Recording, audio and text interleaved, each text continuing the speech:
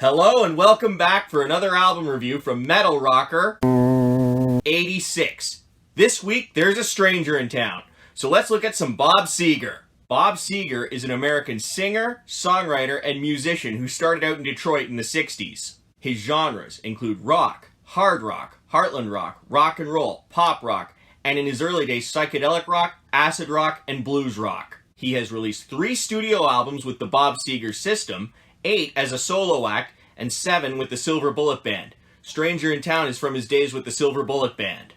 On to the album. Stranger in Town is the second studio album from Bob Seger and the Silver Bullet Band, and Bob Seger's 10th overall, and it was released on May 5th of 1978. Just 1 month after its initial release, it was a certified platinum by the RIAA, and would soon become a 6-time platinum like its predecessor, Night Moves. It ranked as high as 4th on the US Billboard 200 and New Zealand Top 40 albums. It consists of 9 songs and altogether is about 39 minutes long. On guitar, vocals, and piano is Bob Seger. And now from the Silver Bullet Band, on guitar we have Drew Abbott. On organ we have Robin Robbins. On saxophone is Alto Reed. On bass is Chris Campbell, and on drums and percussions is David Teagarden. Now, from the Muscle Shoals rhythm section, on keyboards is Barry Beckett. On guitar, we have Pete Carr and Jimmy Johnson. On bass is David Hood. And finally on drums is Roger Hawkins. Now on to the songs, all of which were written by Bob Seger except where stated otherwise. This first song is moderately fast-paced, and it was also released as a single. It's called Hollywood Nights. The instrumentation was provided by the Silver Bullet Band. During the intro, the main focus is on the guitars with some background drums. During the verse, the guitars get a bit quieter with some spurts of energy here and there, and you can also hear some piano. However, in the chorus, the guitars return. The song is about a guy who goes to Hollywood and meets the girl of his dreams. This was inspired when Bob Seger was in LA. He went out for a drive in the city. When he got back to his rented house, he saw Cheryl Tiegs on the cover of Time magazine. This was a great song to start the album with. This next one is still the same. Well, the tempo does slow down a little, but it was also released as a single. The instrumentation was provided by the Silver Bullet Band. The main focus is on the keyboard and guitar with some background drums. During the verse and chorus, you can also hear some bass. This one also features some background vocals from Vanetta Fields, Clyde King, and Shirley Matthews. The song is about a gambler who always seems to win. Seger seems impressed with it at first, until later when he walks away realizing he hasn't changed. This was another good song on the album. Now this next one was written by George Jackson and Thomas Earl Jones III. The tempo speeds up, it was also released as a single, and it's my favorite song on the album. You know what one it is, Old Time Rock and Roll. The instrumentation was provided by the Muscle Shoals rhythm section.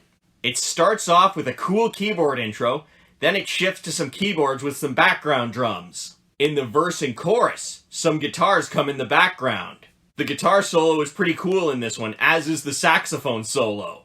The song is about how Bob likes older music and he takes shots at other genres. This was an amazing song on the album. The tempo slows down a little as we get to Till It Shines. The instrumentation was provided by the Muscle Shoals rhythm section. The main focus is on the guitars and piano with some background drums, and they are somewhat soothing. As for the solo in this one, it really is great.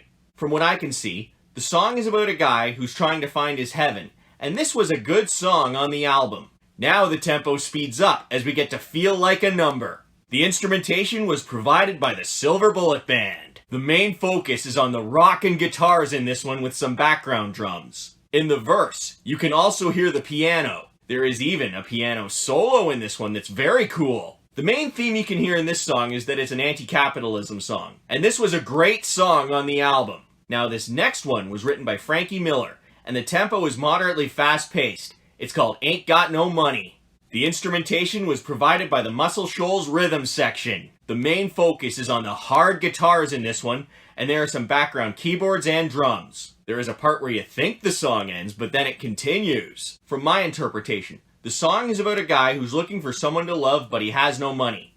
This was a good song on the album. Now the tempo slows down as we get to We've Got Tonight, which was also released as a single. The instrumentation was also provided by the Muscle Shoals rhythm section. The main focus is on the very soothing piano with some background percussion. The song is about two people who are not compatible with each other but okay for a one-night stand. Seger was inspired to write this song after watching the movie The Sting. This was a cool song on the album. Now we get to Brave Strangers. The tempo speeds up a little. Then at the 2-minute and 20 mark it changes to something slower, but at the 4-minute and 10 mark it changes back. The instrumentation was provided by the Silver Bullet Band. To start off, the main focus again is on the pianos and drums. Then, when the tempo changes, you can hear a saxophone as well. From my interpretation, the song is about a couple who is reminiscing on the early days of their relationship when they didn't know each other that well. This was another great song on the album. Now the tempo slows down as we get to the final song on the album, the famous final scene. The instrumentation was provided by the Muscle Shoals Rhythm section. The main focus is on the piano with some guitar, which is very soothing. From what I can see, the song is about a relationship coming to an end after trying so hard to keep going and make it work. This was a great song to end the album with. So what did I like about this album? I really enjoyed listening to Stranger in Town. The songs were all very well written, the instrumentation was phenomenal, and Bob Seger did a great job on the vocals. And as for the order, they got it right too. There is nothing I would change about this album. To conclude this, I will say that Stranger in Town is definitely worth listening to, and I know you will enjoy it. Well, that's the end of this review. If you liked it, please give it a thumbs up down below, and don't forget to subscribe and share. Until next time, rock on!